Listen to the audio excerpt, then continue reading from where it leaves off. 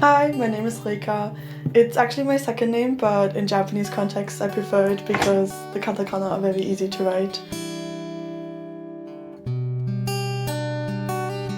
I'm from Germany, but my favorite memory is not necessarily connected to being from Germany, I would say. It's summers in general, I think. I often remember summers in school, even though most of our summer is summer break from school. But I remember the breaks during school time when I would hang out with friends, or sometimes even sitting in a sunny spot in class. For some reason, I often remember those, especially on warm days.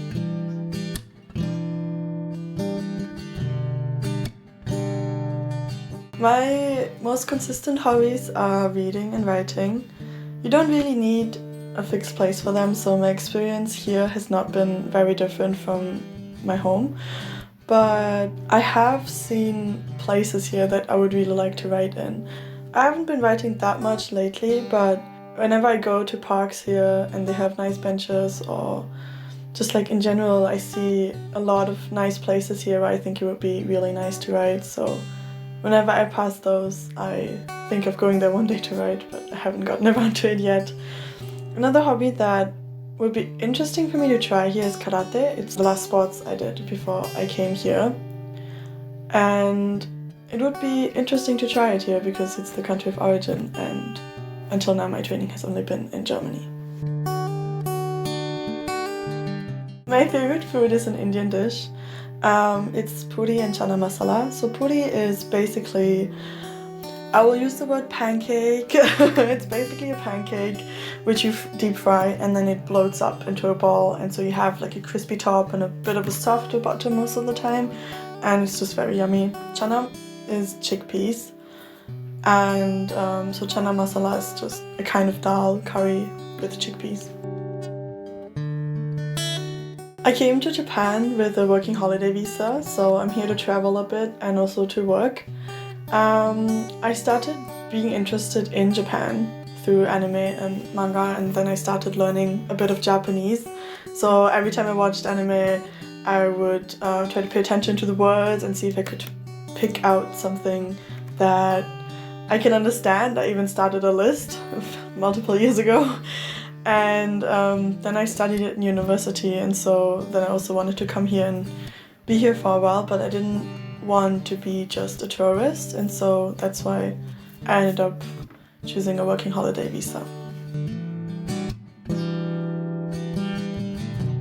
Usually I try to make the lessons interesting so that it's easier for the student to remember what they're being taught.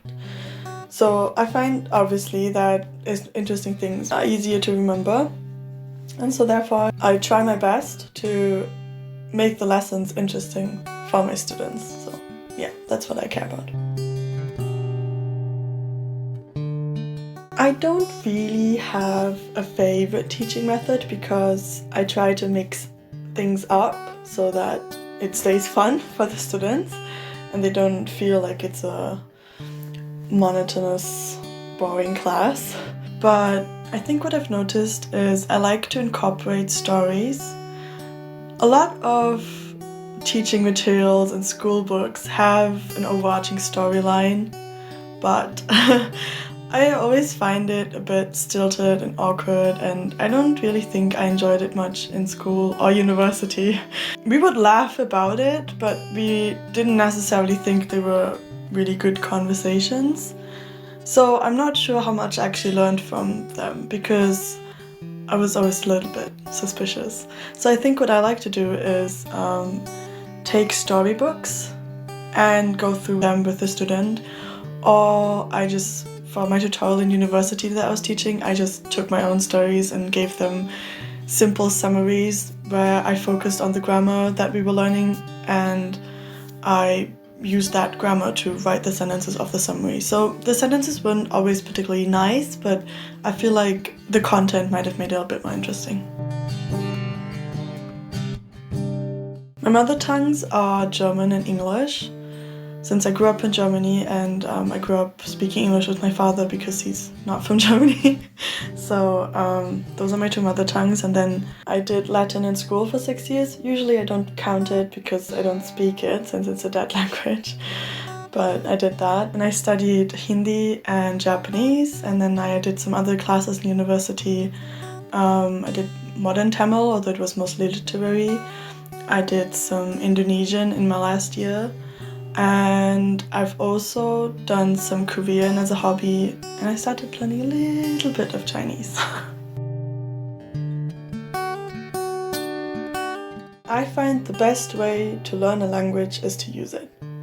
I've also tried writing a diary, but because it wasn't a habit of mine before, I couldn't really stick with it in the foreign languages I was trying to do it in.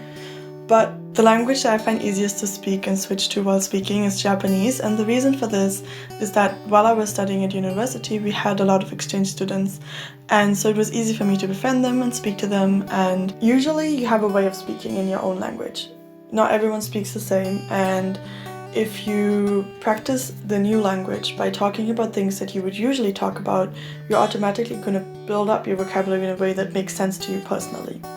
So for me, that meant that fairly early on, I learned words like mermaid in Japanese because I would try to tell my tandem partners about a story I had read or I was writing, and so I needed words like that or banin, I forgot the English one, and those kinds of things, right? So that's why I like this method a lot, because it helps you also seem fluent. It also helps you stay motivated, because if you can speak about the things you like, you'll be more likely to actually speak to people. And so that's why I like this. But obviously you need a base, and for that, usually I would spend my commute learning vocabulary so that I would have some baseline to start with. But I bolster that, so to say, with the words that I learned during conversations. And I find this very nice, because learning through conversation also often gives you a context that you learned the words in, so it's easier to remember when you try to use it the next time. It also helps with my notes, with my vocabulary notes, because then when I'm learning the word, I might remember where I learned it, and so that also makes it easier to remember, and it makes the entire process of learning vocabulary a bit less dry.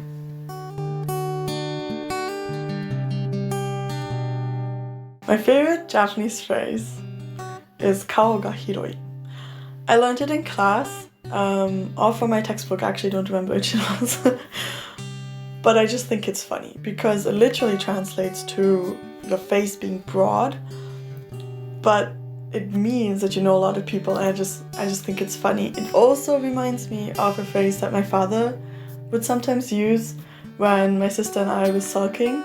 So he would either say, "Stop pulling a long face," or he would say, "You're pulling such a long face, we could slide to Malaysia." Obviously, Malaysia is very far from Germany, so he was like making a huge exaggeration, but it sounds a little bit similar, and it's just funny. I just think it's funny, and that's why I like it.